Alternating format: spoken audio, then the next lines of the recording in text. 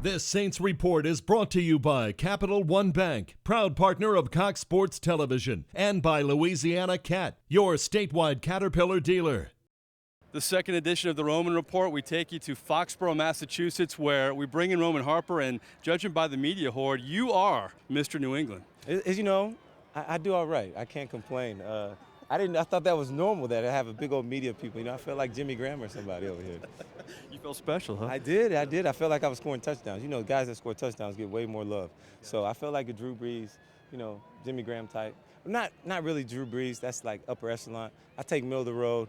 Tim Tebow's up there.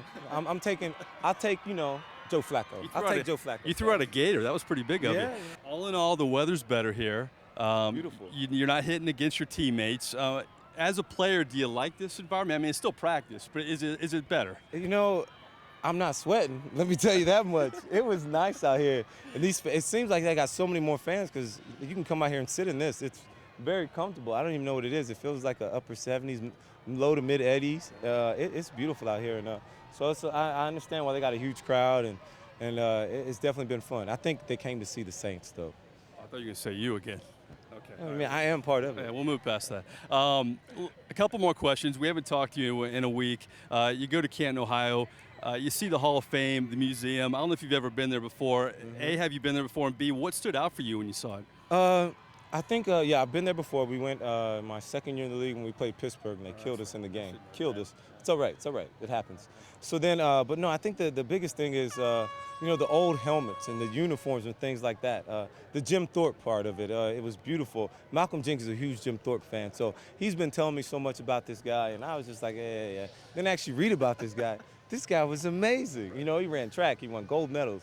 He did it all. And one other thing that most people didn't know, Jim Brown wore a onesie. His uniform was a onesie with a cup holder. Never knew that. That's a little insight right there. Now guys, we just have a jersey, but back in the day, they wore a onesie. Like gymnastic style. You're a bona fide historian, my friend. Hey, I'm bringing it to you. All right, last thing. You've been on the road a long time. I think you guys are going to have 2 road games in 5 days. We like to bring the fans inside the huddle here. Give me a good travel story so far. Is there a funny travel anecdote you have for me?